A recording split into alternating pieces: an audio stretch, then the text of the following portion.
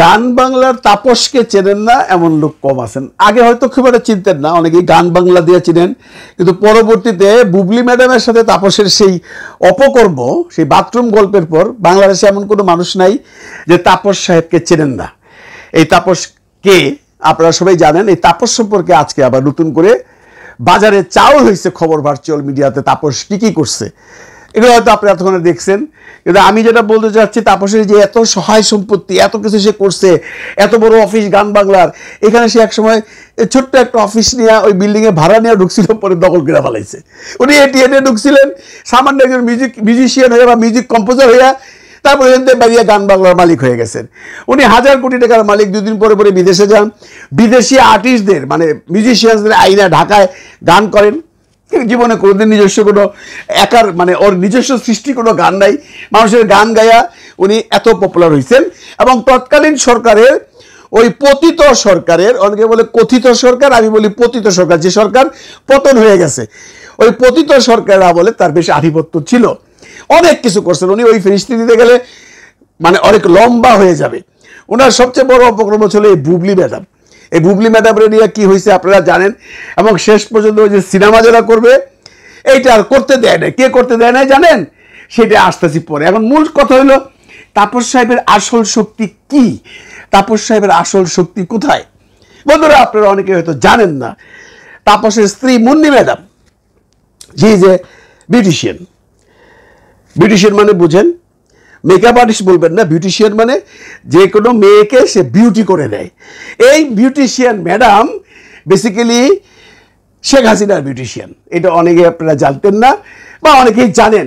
ওনার কাজ ছিল সকালবেলায় গণভবনে যে বা বঙ্গভবনে যে, যেখানে শাকিরা হাসিনা ম্যাডাম থাকতেন, মানে পতিত প্রাইম মিনিস্টার, ওনাকে সকালবেলায় ওনার প্রোগ্রাম অনুযায়ী উনি কোন ধরনের অনুষ্ঠানে যাচ্ছেন, কাদের অনুষ্ঠানে যাচ্ছেন, ওইটার জন্য তাকে রেডি করা, তাকে বিউটি করা, দ্যাট ইজ বিউটিশিয়ান। মেকআপ না, মেকআপ তো মনে করেন ওনারা ন্যাচারাল মেকআপ করেন। শেখ হাসিনা তো আর সিনেমার আর্টিস্টদের মতো ফাউন্ডেশন রোজ এগুলো লাগায় নাই, ন্যাচারাল মেকআপ করছে। মানে মেইন কথা হইলো কাপড় চোপড়, কোন পার্টিতে কোন ধরনের শাড়ি পরবে, কোন পার্টিতে কোন ধরনের ব্লাউজটা পরবে, কোন ধরনের গহনা পরবে, এগুলোর ডিসিশন দিত এই মুন্নি ম্যাডাম। মানে Munni madam was the beautician of x prime minister, পতিত প্রধানমন্ত্রীর। এটা অনেকে হয়তো জানেন, অনেকে হয়তো জানেন না। মূল শক্তিটাই ওইটা। এই মুন্নি ম্যাডাম সকালে চলে যেতেন বঙ্গভবনে, যে ম্যাডামকে সাজিয়া টাজিয়া দিয়ে বাসায় চলে থাকেন উনি ধানমন্ডিতে। আর এটা তো মোহাম্মদপুরের মোড়ে, আপনারা জানেন। আবার যদি কোনোদিন 2টা প্রোগ্রাম থাকতো, আবার ওনাকে কল করা হইতো, উনি আবার যাইতেন, আবার যা ওনারে চা করাই দিতেন। এটা কোনো খারাপ কিছু না, এটা একটা জব, এটা চাকরি। যে কেউ চাকরি করতে পারে, আপনিও করতে পারেন, আমিও করতে পারি। আপনার যদি সেই এক্সপিরিয়েন্স থাকে যে কেউ করতে পারে। যাক, মুন্নি ম্যাডাম এই চাকরিটাই করতেন। সেই সুবাদে তাপস সাহেবের এত আধিপত্য, সেই সুবাদে তাপস সাহেবের এই যে অফিস দখল, লাখো লাখো টাকার মালিক, কোটি কোটি টাকা দিয়ে সে বিদেশ থেকে শিল্পী আনে। সানি লিওনের মতো মানুষরা সে আইনা বাংলাদেশে গান গাইছে, পার্টি করছে। আর বুঝেন কত বড় হেডম তার। এই হেডম তার না, এই হেডম তার বউয়ের। তার বউয়ের ক্ষমতাই তাপস সাহেব ক্ষমতাবান ছিলেন। এইটা সবাই হয়তো আমার বউ করলে আমিও করতাম, আপনার বউ করলে আপনিও করতেন। কারণ প্রধানমন্ত্রীর বিউটিশিয়ান মানে একদম বেডরুমের মানুষ। প্রতিদিন সে বেডরুমেই ঢুকতো, ঢুকে তাকে সাজায় দিত। সাজায় মানে আপনারা আবার ওই সিনেমার মতো সাজানি মনে করেন না, নর্মাল শাড়ি গহনা স্যান্ডেল কোনটা পরবে, ঘড়ি পরবে কিনা পরবে না ইত্যাদি। তার চেয়ে ক্লোজ আর কে আছে বলেন? মনে করেন বাড়ির ড্রাইভার আর বাড়ির কর্মচারী, যে কাজের মেয়েটা বা হেল্পিং হ্যান্ডটা থাকে, যে হেল্পিং হ্যান্ডটা বেডরুমে যায়, সে সবচেয়ে আপন। যে ড্রাইভারটার সাথে আপনি সারাদিন ঘুরেন, সে সবচেয়ে আপন। আর এই যে বিউটিশিয়ান ম্যাডাম, সেও সবচেয়ে আপন, কারণ প্রতিদিন তার সাথে দেখা হচ্ছে। তো সে কি পারে না? আমি তো মনে করি তাপস সাহেব কমই করছে রে ভাই। অন্য কেউ হইলে তো পুরো দেশটাই গায়ে ফেলাইতো। কারণ প্রাইম মিনিস্টারের বিউটিশিয়ান মানে সারাদিন প্রাইম মিনিস্টারের সাথে কথাবার্তা কয়, একসাথে থাকে, চা খায়, বিস্কুট খায়, ইয়ারকি ভাইদামি করে। সেই সুবাদে তাপস সাহেব এত কিছু করছেন। তাপস সাহেবের অনেক ভিডিও আপনারা দেখছেন, প্রাইম মিনিস্টারের সাথে গান গাইতেছে। এই গানটা হইলো তার একটা ভণ্ডামি।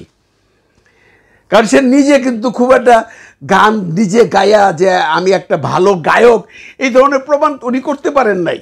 ওনার যে অফিসটা আছে গান বাংলা, আপনারা অনেকেই হয়তো জানেন, এটা খুলতো বিকাল 5টায়। এটা আমরা কিছুটা বুবলির সময় জানছি, পরে ইদানিং কালে এগুলো সব বেরোচ্ছে।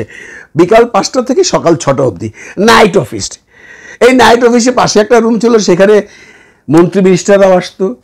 মন্ত্রী মিনিস্টাররা আসতো তাপসকে খুশি করার জন্য, তাপসকে দিয়ে কাজ করানোর জন্য। যদি একটা পত্রিকায় দেখলাম বা একটা নিউজে দেখলাম তৎকালীন প্রাইম মিনিস্টারের, মানে প্রতিত প্রাইম মিনিস্টারের কি সেক্রেটারি নাকি তার কি প্রেস সচিব, সে এগুলা করাইছে। সে করাই না, সে করতে করাইবো, এটা মুন্নি করাইছে। আরে প্রেস সচিবের থেকে তো মুন্নি শেখ হাসিনার বেশি ক্লোজ ছিল, এটা তো নর্মালি বোঝা যায়। আপনারা নিজেরাই চিন্তা করেন যে তার বিউটিশিয়ান ছিল, সে ক্লোজ না তার প্রেস সচিব ক্লোজ? Obviously beautician close. কিন্তু অনেকেই বলতেছে যাকে ওনারা হয়তো হাত ছিল।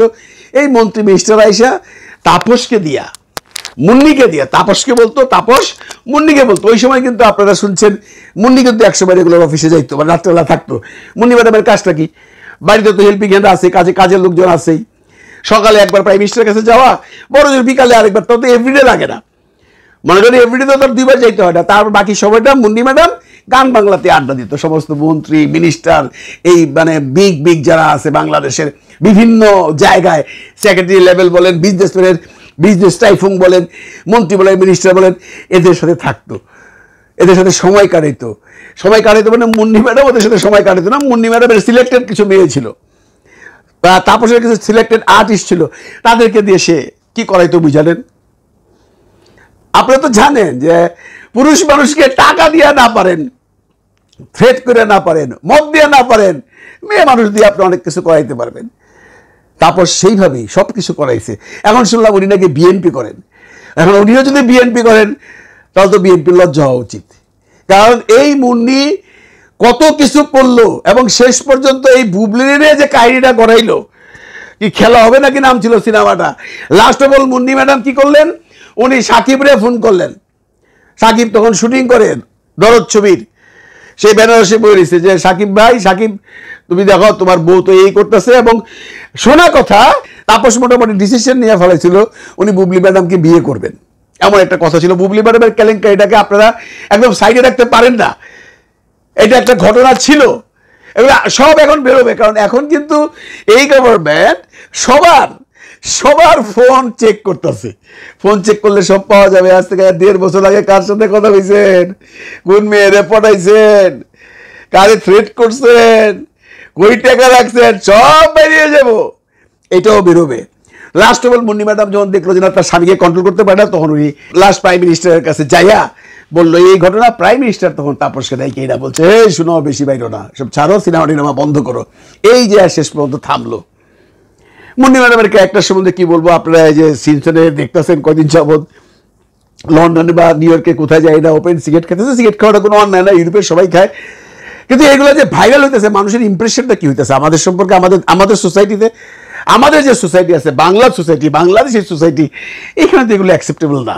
তাপস সাহেব অনেক কিছু করছেন, অনেক সহায় সম্পত্তির মালিক হয়েছেন, অনেক কিছু আছে তার, যদি ওটা তার সেকেন্ড ওয়াইফ, মানে মুন্নি তার সেকেন্ড হাজবেন্ড, তো সেটাও কোনো বড় ব্যাপার না। এখন আমাদের একটা কথা হলো যে ভাই, আমাদের দেশটা গরিব দেশ, যারা এই সমস্ত অর্থ কামাইছেন এগুলো সরকার সব নেক, নিয়া সরকারি ফান্ডে রাখুক।